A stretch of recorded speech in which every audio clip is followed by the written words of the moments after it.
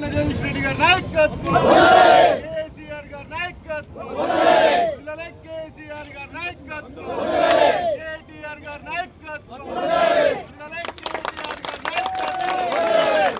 May Day May Day ప్రపంచ కార్మికులారా, ప్రపంచ కార్మికులారా, కార్మికుల ఐక్యత, municipal workers union, municipal workers union, municipal workers union. కార్మిక దినోత్సవం మేడే సందర్భంగా కార్మిక సోదరులందరికీ సోదరిమణులందరికీ శుభాకాంక్షలు. హక్కుల కొరకు పోరాటం చేసి పని గంటల విషయంలో, జీతభత్యాల విషయంలో జరుగుతున్న అన్యాయాన్ని, సమ్మెను కూడా మా హక్కుగా గుర్తించాలని చెప్పి ప్రపంచ కార్మికులు చేసిన పోరాటం విజయవంతమై జరిగిన కాల్పుల్లో కొంతమంది బలి అయినప్పటికీ కూడా హక్కుల్ని సాధించుకొని ప్రపంచ కార్మిక వర్గానికి ఒక వెలుగునిచ్చిన సందర్భం మేడే. ఆ మేడే స్ఫూర్తితోని ఎక్కడికక్కడ ప్రపంచవ్యాప్తంగా, దేశవ్యాప్తంగా అది ఎటువంటి పని అయినా సరే తన శరీర కష్టంతో పనిచేసే ఈ దేశం, ఈ రాష్ట్రం, ఈ దేశం, ప్రపంచాన్ని నిర్మాణం చేస్తున్న కార్మికులందరికీ కూడా ఈ మే 1 అనేది ఒక పండగ లాంటిది, మర్చిపోని దినం. మరి ఈ మేడే సందర్భంగా అందరికి కూడా మరొకసారి శుభాకాంక్షలు తెలియజేస్తా ఉన్నా. పోతే రేవంత్ రెడ్డి గారి గురించి మాట్లాడాలంటే పాపం కేసీఆర్ మాట్లాడితే రేవంత్ రెడ్డికి భయమే, కేసీఆర్ మాట్లాడకపోతే భయమే. కేసీఆర్ గారు వాస్తవానికి ఈ రాష్ట్ర ప్రభుత్వం సంవత్సరాల కాలంగా చేసిన పనిని చేస్తామని చెప్పి చేయని విషయాన్ని ప్రజల్ని అడిగి, లక్షలాది మంది ప్రజల్ని అడిగి వాళ్ళతోనే అనిపించారు. ఏమో నేను అనుకుంటుంది నిజమా కాదా, మా పార్టీ భావిస్తుంది నిజమా కాదా అని చెప్పి వచ్చిన లక్షలాది మంది ప్రజల్ని ప్రశ్నిస్తే వాళ్ళే చెప్పారు రేవంత్ రెడ్డి ప్రభుత్వ పని విధానం ఏందో. ఇక్కడ రేవంత్ రెడ్డి సమస్య కాదు, మాకు కాంగ్రెస్ ప్రభుత్వ పని విధానం. పాపం దాంట్లో రేవంత్ రెడ్డి ఏమనుకుంటున్నాడంటే ఆయన నేను ఒక్కరి పేరే మాట్లాడలేకనైనా కాంగ్రెస్ పార్టీ పేరు మాట్లాడొద్దు అనేది ఆయన దుగ్ధ. కేసీఆర్ కాంగ్రెస్ పైన విమర్శ చేసిండు, ఎందుకంటే మేనిఫెస్టో ఇచ్చింది కాంగ్రెస్ పార్టీ. కాంగ్రెస్ పార్టీ ఒక మేనిఫెస్టో కమిటీ వేసి, ఆ కమిటీతో మేనిఫెస్టో తయారు చేసి వేయించింది ఆల్ ఇండియా కాంగ్రెస్. ఇక్కడికి వచ్చి హామీలు ఇచ్చింది ఆల్ ఇండియా కాంగ్రెస్. సోనియా గాంధీ, రాహుల్ గాంధీలను చూసి ఓట్లు వేసింది తప్ప ఇక్కడ రేవంత్ రెడ్డిని చూసి ఓట్లు వేయలే. కాబట్టి రేవంత్ రెడ్డి ఇక్కడ సమస్యనే కాదు. తాత్కాలికంగా వాళ్ళు ముఖ్యమంత్రిని పెట్టుకున్నారు, ఆయన ఎప్పటికుంటాడని ఏం లేదు కాంగ్రెస్ పార్టీలో. కానీ పాపం ఆయనకుంది బాధ, ఒక్క మాట కేసీఆర్ నోటి నుంచి నా పేరు రాకపోయే అని. కేసీఆర్ దానికి ఎందుకు నీ పేరు? మీ పార్టీ ఎమ్మెల్యేలు, మంత్రులు, మామూలు సాధారణమైన వాళ్ళే గుర్తించే పరిస్థితులు లేరు, గుర్తుపెట్టుకునే పరిస్థితులు లేదు. ఎక్కడ గుర్తుపెట్టుకుంటారు? ఏదైనా ఒకటి గుర్తుపెట్టుకునే పని చేస్తే గుర్తుపెట్టుకుంటారు. పెట్టుకుంటారు. ఎవరు పెట్టుకుంటారు? లగచర్ల బాధితులు గుర్తుపెట్టుకుంటారు, నీ హైదరాబాద్ బాధితులు గుర్తుపెట్టుకుంటారు, నీ మూసి బాధితులు గుర్తుపెట్టుకుంటారు, లేదా నీ చేత చంపబడ్డ గురుకుల విద్యార్థుల తల్లిదండ్రులు, కుటుంబ సభ్యులు గుర్తుపెట్టుకుంటారు. ఈ కొద్దిమంది గుర్తుపెట్టుకుంటారు నీ దుర్మార్గాలకు బయన వాళ్ళు. ఏం గొప్ప చేసినామని చెప్పేసి పోవడపోయారు, మాట్లాడకపోయాను. లేడు కేసీఆర్ అయిపోయింది, కేసీఆర్ పనికి అర్థం చేసిన అనంటుంది కదా. మరి మళ్ళీ కేసీఆర్ నా పేరు ఎందుకు తలపై ఎందుకు ఏడుస్తాను? ఏం మాట్లాడినావు? ఎందుకు విలనైంది కాంగ్రెస్? తెలంగాణ ఇచ్చినందుకు అన్నావు కదా.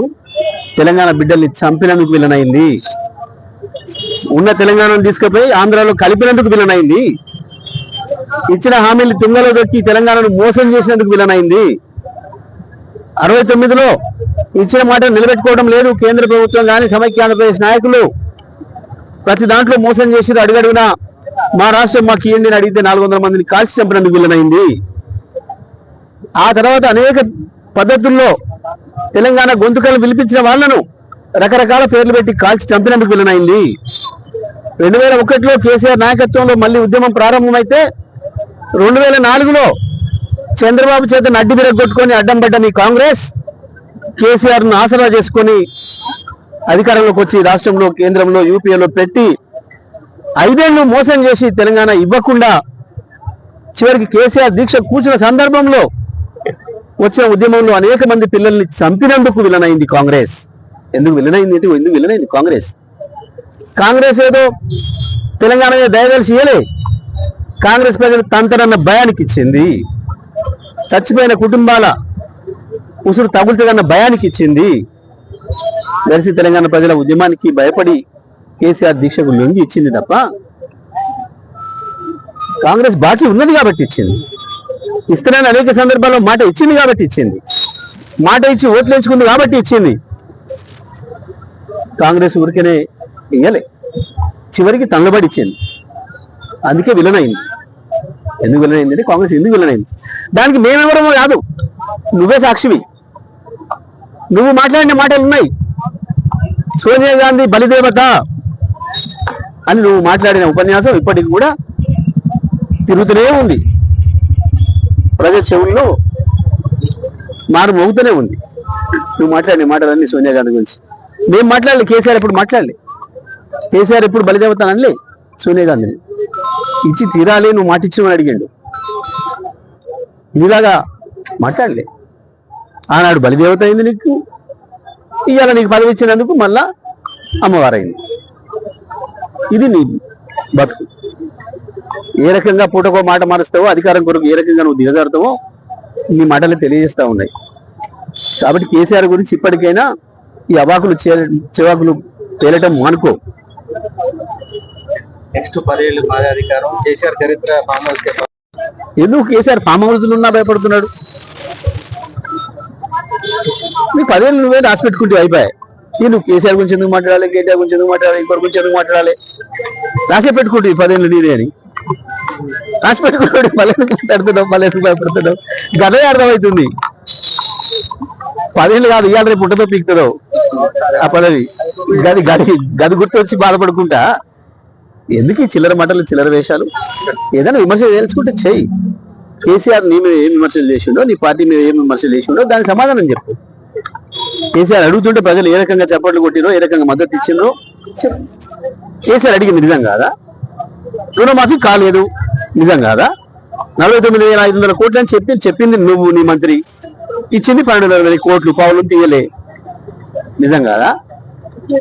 రైతు బంధు ఇవ్వలే నిజం కాదా? ఇక్కడ మీకు ఎంతమందికి వచ్చింది? ఇక్కడ ఉన్న వాళ్ళకి నిజం కాదా? ఎగ్గొట్టింది. బోనస్ బోగస్ చేసినావు. ఇప్పటి వరకు బోనస్ పేరు మీద ఎన్ని పైసలు ఇచ్చినావో చెప్పలే రైతులకు నిజం కాదా? కేసీఆర్ 1 లక్ష ఇస్తుండే నేను తులం బంగారం ఇస్తా అన్నావు. తులం బంగారం కాదు కదా, గ్రాము కూడా ఇవ్వలే ఇప్పుడు ఎవరికి నిజం కాదా? ప్రతి మహిళకి 2,500 ఇస్తా అన్నావు, ఇవ్వలేదు నిజం కాదా? ప్రతి ఆటో కార్మికుడికి 12,000 రూపాయల సంవత్సరానికి ఇస్తా అన్నావు, ఇవ్వలే నిజం కాదా? ప్రతి ఉపాధి హామీ కార్మికుడికి 12,000 రూపాయలు ఇస్తా అన్నావు, నెలకు 1,000 రూపాయలు ఇస్తా అన్నావు, ఇవ్వలే 1 రూపాయి నిజం కాదా? ఏదబద్ధం కేసీఆర్ అడిగిన ప్రశ్న? అక్షరం నిజమే కదా, అన్ని అక్షరాలు సత్యమే కదా. కాదని మేము మాట్లాడకుండా 10 ఏళ్ళు నేనే ఉంటా, ఇంకా కేసీఆర్ రానే రాడు. మరి ఎందుకు ఆడుకో మంచిది కబడ్డీ ఇక్కడ రోడ్ల మీద లైసెన్స్లు ఆడుకోపోయి. ఈ తెలియలేని మాటలు, ఈ భయం నుంచి లోపల ఏడబిత్తులో నన్ను అన్న భయం నుంచి వస్తున్నట్టున్నాయి. ఇప్పటికైనా కేసీఆర్ మీద అవాకులు చివాకులు పేలడం మానుకుంటే మంచిది. రేవంత్ రెడ్డి కావచ్చు, కాంగ్రెస్ నాయకులు ఎవరైనా కావచ్చు. ఉత్తమ్ కుమార్ కు ఏమొస్తుందో ఏం రాదో అర్థం కాదు. ఆయనకి ఇచ్చిన 2 శాఖలలో విఫలమైండు. ఇప్పటి వరకు సివిల్ సప్లైస్ మంత్రిగా 1 కారు కూడా లెక్క చెప్పలే. మొదలొచ్చిన యాసింగ్లో ఎంత పంట కొన్నాడు, ఎన్ని పైసలు ఇచ్చిండు, ఎంత బోనస్ ఇచ్చిండు చెప్పలే. ఇప్పుడు లెక్క అడిగితే మొన్న మానకాలం ఎంత కొన్నాడు, ఎన్ని పైసలు రైతులకు వచ్చినాయి బోనస్ రూపంలో చెప్పలే. ఈ యాసింగి మొదలు పెట్టినాం, ఇంకా కళ్ళాలు మొదలు పెడుతున్నటువంటి అయిపోయింది సగం పైన. ఆయన సొంత నియోజకవర్గంలో అయితే 0, ఏమీ లేదు. ఎంత కొన్నాడో చెప్తలే, గా లెక్కలు తెలుస్తలే. కాళేశ్వరం మీద పాడిందే పాడరా అని ఏదో ఉంది అది సామెత పని లెక్క ఒకటే పట్టుకున్న ఎన్డీఎస్సీ అని ముండేసే ఏమేసే అదో ఇండియా రిపోర్ట్ మేము ఎన్నడూ చెప్పినాం. ఒక దాని మీద 3 సార్లు నివేదికుంటారా? ఏమైంది? ఈ సభ జరుగుతుంది, కేసీఆర్ సభ జరుగుతుంది, ప్రజలు తండోపతండాలు కదులుతున్నారు. ఈ టైంలో మళ్ళొకటి డైవర్ట్ చేసే పని, ఏదో పనికిమాల చర్చ ముందుకు తెద్దామని చెప్పి మీరు పథకం ప్రకారం చర్చ తెచ్చే ప్రయత్నం చేసిర్రు. తుస్సుమన్నది అది. హాజరైన లక్షలాది మంది ప్రజల ముందట, చూసిన కోట్లాది మంది ప్రజల ముందట